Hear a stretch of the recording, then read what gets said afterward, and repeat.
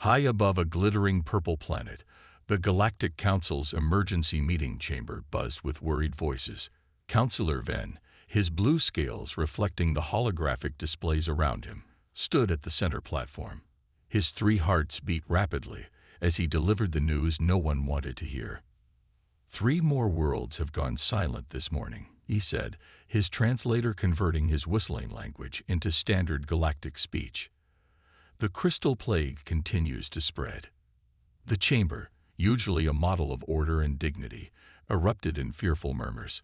Representatives from 200 species gathered here, each wearing their ceremonial robes, each carrying the hopes of billions on their shoulders. And now, each wearing the same expression of barely contained panic. "Show us," commanded High Counselor Zara of the Zithar, her silver skin shimmering under the lights. The holographic display changed, showing a green world turning gray, then shining with crystal formations. The time-lapse recording lasted only minutes, but it showed the death of an entire planet, where there had been cities and forests. Now there were only crystal formations reaching toward the stars. The plague has claimed 17 systems. Ven continued. Our best estimates suggest 3 billion lives lost. He paused, letting the number sink in. The Zithar Medical Division reports no success in finding a cure. This news hit hardest.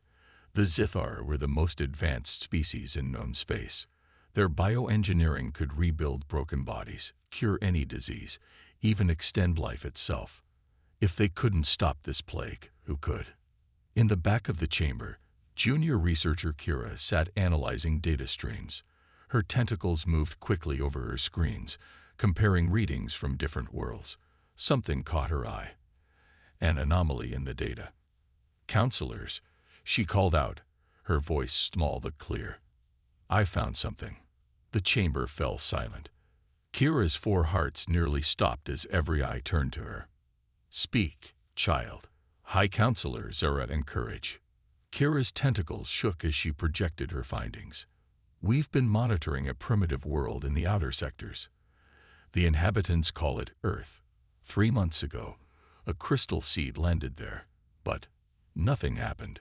The display showed a blue-green planet, 3rd from its yellow star. The crystal seed's trajectory was clearly marked, showing its impact in something called the Pacific Ocean. "Impossible," someone muttered. "The plague affects all organic matter." "Not these beings," Kira said, growing more confident. "They're called humans. Their biology is unusual, primitive, but incredibly robust. They're the only species we found with natural immunity." The chamber erupted again, but this time with hope. High Counselor Zara raised her hand for silence. "These humans," she said slowly, "what do we know of them?" Ven brought up more images, cities of metal and glass, vehicles powered by burning fuel, beings walking on 2 legs with only 4 limbs, and no scales or tentacles at all. "They're a young species," he explained. "They've barely reached their own moon. They spend much time fighting among themselves. But," he paused, bringing up more data, "their ability to survive is remarkable. Their planet has more diseases than any world we've cataloged, yet they endure. They adapt. They're constantly evolving. A primitive species on a hostile world." High Counselors are amused. Perhaps that's exactly what we need." As the council debated making contact, none of them realized they were about to change the galaxy forever. In their darkest hour, hope would come not from the most advanced civilization, but from a young species that had learned to thrive in adversity. The crystal plague had finally met its match. Humanity was about to answer the call. Sarah Chen, director of the Global Disease Control Center, stared at her coffee cup, wondering if she was dreaming. 30 minutes ago, she had been reviewing pandemic response protocols. Now, as she sat in a hastily assembled meeting room with leaders from every major nation, watching as actual aliens explained a crisis that threatened the entire galaxy. The holographic image of High Counselor Zora floated above the conference table, her silvery form casting strange shadows on the walls. "We understand this is unexpected. The alien leader said, her words automatically translated. But we need your help. President Rodriguez of the American Union cleared his throat. Let me make sure I understand. A crystal plague is turning living beings into crystal statues across the galaxy, and somehow we humans are immune. Correct, Zara replied. Your species possesses unique biological defenses we've never seen before. Dr. Chen leaned forward, her scientific curiosity overcoming her shock. Can you share the pathogen's data? As the alien information filled her tablet, her eyes widened. This is fascinating. The crystal structure, it's similar to something we encountered in Antarctic ice samples last year. The room fell silent. Zara's holographic form shifted closer. You've seen something like this before. Not exactly the same, but similar enough that we developed treatment protocols. Dr. Chen's fingers flew over her tablet. Our immune systems are constantly dealing with new pathogens. Earth has millions of viruses and bacteria, many of which mutate regularly. We've had to become very good at adapting. The Chinese premier spoke up next. How many worlds need help? 17 systems are infected, Zara answered. Billions are at risk. The room burst into rapid discussions in multiple languages. Dr. Chen noticed something interesting. Not one leader suggested refusing to help. Instead, they were already planning how to assist. We'll need to convert our medical manufacturing facilities, India's health minister said. The space fleet can provide transport, added the European space director. Our Antarctic research stations can be used for pathogen study, Australia's science minister offered. Zara's holographic form showed what Dr. Chen thought might be surprise. You're willing to help, just like that. President Rodriguez smiled. High Counselor, if there's one thing humans understand, it's helping during a crisis. We may have our differences, but when things get really bad, we come together. Dr. Chen stood up, drawing everyone's attention. I have a theory about why we're immune. Our planet's harsh conditions meant our immune systems had to become extremely adaptable. We're not just immune. We might be able to teach other species' immune systems how to fight this thing. The next few hours were a blur of planning. Nations that had been arguing about trade deals the day before now worked together seamlessly. Space agencies worldwide began preparing for modifications to make their ships suitable for medical missions. Research laboratories switched their focus to studying the crystal plague. But the biggest surprise came from the public. When the news was announced, instead of panic, there was an overwhelming response of volunteers. Doctors, nurses, researchers, engineers, millions of humans stepped forward, ready to help save the galaxy. As Dr. Chen watched the endless lines of volunteers outside her facility, she remembered something her grandmother used to say.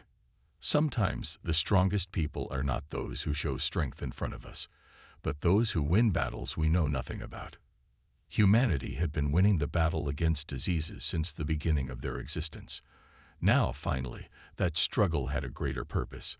They weren't just fighting for themselves anymore. They were fighting for the entire galaxy. The stars were calling, and humanity was ready to answer. Captain Maria Torres stood at the command center of the HSV Hope, the first human medical ship modified with Galactic Council technology. Once a military transport vessel, it now carried something far more precious than weapons. It carried a cure. Status report.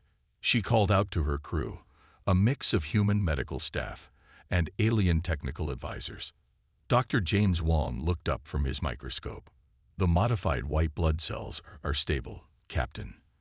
The combination of human immune responses and Sci-Fi biotechnology is working better than we hoped. Through the ship's massive observation window, Maria could see 4 other converted vessels flying in formation.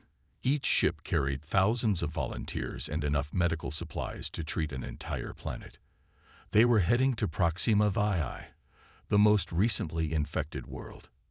It's not elegant, muttered Tekra, their Sci-Fi science advisor, his silver skin reflecting the lab's bright lights. But it's effective. Your human immune cells are like tiny warriors. attacking anything that doesn't belong. Dr. Wong smiled. Sometimes the best solutions aren't the prettiest ones. Earth taught us that a long time ago.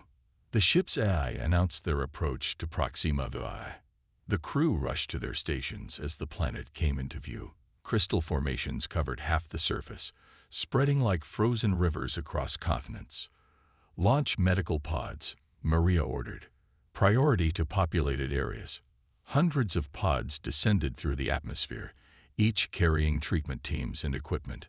Maria watched the monitors as the first teams reported in. Team Alpha, successful treatment in capital city. Crystal structures are breaking down. Team Beta, children's hospital secured.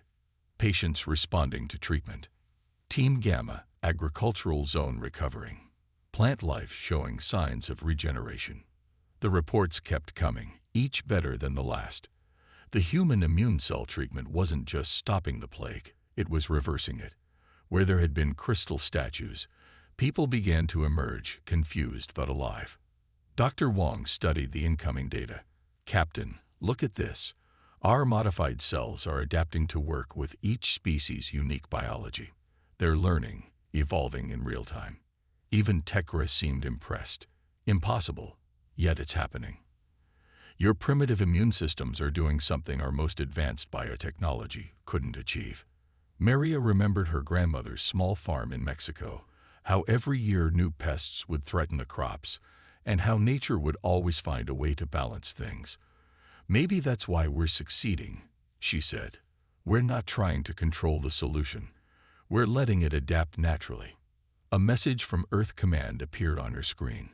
10 more worlds had reported crystal plague outbreaks. Without hesitation, Maria sent out the call to her fleet. All ships, prepare for immediate jump to the next coordinates. We got more people to save. As they prepared to leave, Maria received one last transmission from Proxima Vii. It was a simple video. Thousands of recovered people gathering in the planet's central square, holding lights that spelled out 2 words in multiple languages. Thank you. Dr. Wong wiped a tear from his eye. You know, when I was a kid reading science fiction stories, I always wondered what first contact would be like. Never thought it would be us saving the galaxy with our primitive immune systems. Maria smiled, watching her crew prepare for their next mission. Humans had spent centuries looking up at the stars, dreaming of their place in the galaxy. Now they knew. They were its defenders, its healers, its immune system. Next planet, everyone, she announced. Operation Stardust continues. Dr. Maya Patil sat in the dimly lit laboratory of the HSV Hope, staring at test results that made her stomach sink. Behind her, the ship's walls hummed as they traveled through space to their next rescue mission. 20 worlds saved so far, but something was terribly wrong. Captain Torres needs to see this, she whispered, her fingers trembling as she sent the message. Within minutes, Captain Maria Torres and the Zithar advisor Tekra joined her in the lab. The captain's usual confident expression faded as she looked at the displays. Explain it to me, Dr. Patel, Maria requested, her voice calm despite the worry in her eyes. Maya pulled up 3 different holographic images. These are crystal plague samples from 3 different worlds we saved. First world, second world, and the most recent one. She pointed to subtle differences in the crystal structures. The plague is changing. It's learning to fight back against our treatments. Tekra moved closer to the displays, his silver skin reflecting the holographic light. Impossible. Crystals cannot evolve. Natural ones can't, Maya agreed. But these aren't natural, are they? We found ancient writing in the crystal patterns. This plague was created by someone. The room fell silent. Maria touched the crystal sample container gently. A weapon, she said quietly. Someone made this as a weapon. Maya nodded. The Council's archives mention a species called the predecessors. They vanished 50,000 years ago, but they left behind powerful technologies. I think this plague was their last resort weapon against some ancient enemy. And now it's waking up fully, Maria realized. Every world we save triggers it to become stronger. Tekra's normally calm voice shook slightly. The council must be informed. They will order an immediate retreat of all rescue ships. No. Maya stood up, her voice firm. There's another way. She brought up a new display showing human immune cell structures. Our immune systems adapt through exposure. When we catch a disease, we don't just fight it off. We learn from it. What if we let the plague infect a willing human host, under controlled conditions? Maria's eyes widened. You want someone to deliberately get infected? I volunteer, Maya said simply. We can keep me in quarantine, study how my immune system fights it. If it works, we could develop an even stronger treatment. The risk is too high, Tekra protested. No species would willingly. Humans would, Maria interrupted. We've been doing it throughout our history. Every vaccine, every new treatment. Someone had to be first. The ship's communication system chimed. Similar reports were coming in from other rescue ships. The plague was growing stronger. They needed a solution fast. Maya brought up the quarantine pod specs on her tablet. I've already modified it. We can start as soon as. Not alone, Maria said firmly. If we do this, we do it as a team. I volunteer too. One by one, other crew members stepped forward. Dr. Wong from the medical bay. Chief Engineer Patel, no relation to Maya. Even some of the alien crew members joined in, inspired by the humans' courage. Maya looked at her fellow volunteers, feeling a mix of fear and hope. The plague was designed to wipe out all life in the galaxy, she said. But its creators never met humans. They never understood that sometimes the best defense isn't running away or giving up. Sometimes, the best defense is facing the threat head-on. Captain Torres nodded to the medical team. Begin quarantine procedures, and send a message to Earth Command. Operation Stardust has entered Phase 2. The real fight starts now. As Maya stepped into the quarantine pod, she remembered the old saying, "The darkest hour is just before dawn." She hoped this gamble would bring that dawn to the galaxy. After all, humanity had always been best at doing the impossible. 2 weeks had passed since the volunteers entered quarantine. In the observation room of the HSV Hope, Dr. James Wong watched the medical readings with growing amazement. Behind him, the Galactic Council's emergency session was being broadcast on the main screen. Impossible, he whispered, checking the readings again. Captain Torres, Dr. Patel, you need to see this. Inside the quarantine pod, Maya Patel and Maria Torres were playing chess on a digital board, looking healthier than ever. The crystal play hadn't just failed to harm them. It had changed them in remarkable ways. Their immune systems, Dr. Wong explained to the gathered crew and council observers. They've evolved into something entirely new. The plague tried to adapt, but human biology adapted faster. Through the quarantine pod's window, Maya waved at her colleague. Her skin had a slight shimmer now, almost like the zithar. But otherwise she looked perfectly normal. The plague wasn't just a weapon. She called through the communication system. It was a test. Tekra, who hadn't left the observation room in days, leaned forward. A test? What do you mean? Maria stood up from the chess game, her eyes bright with understanding. The predecessors weren't trying to destroy life. They were trying to protect it. They created a challenge that would force evolution to take a huge leap forward. On the main screen, the council members listened intently as Dr. Wong explained the findings. The human volunteers' new immune systems can adapt to any threat almost instantly. More importantly, we can share this gift. Their blood cells can teach other species' immune systems how to evolve. The council chamber erupted in excited discussion. High Counselor Zora raised her hands for silence. Are you saying that humanity has become the galaxy's immune system? That's exactly what we're saying, Maya responded. We always wondered why Earth was so challenging, why we had to face so many diseases and adapt to so many changes. Now we know. We were being prepared for this moment. The quarantine pods opened with a soft hiss. After final checks confirmed no danger, The volunteers stepped out one by one. Each of them had the same subtle shimmer to their skin, the same healthy glow. More importantly, each of them carried the cure not just for the crystal plague, but for countless other diseases. Around the galaxy, the news spread quickly. The plague wasn't just defeated. It had become the key to a medical revolution.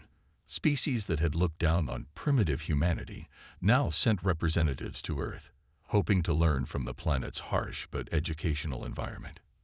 1 month later, Captain Torres stood on the bridge of the HSV Hope, looking out at the stars. The ship had a new mission now, carrying teams of evolved humans to teach and protect worlds across the galaxy. Earth had become a center of medical learning, where species from thousands of worlds came to study. "Ready for our next mission?"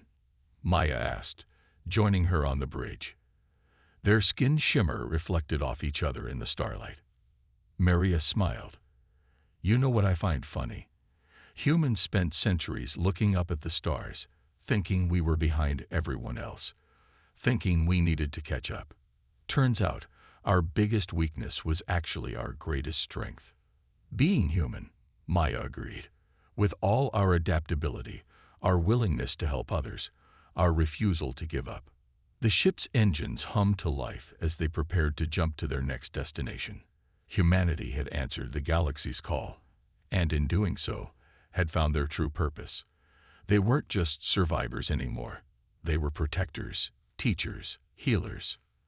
The stars stretched out before them, full of worlds to help and people to save. And this time, they were ready for anything the universe might throw at them.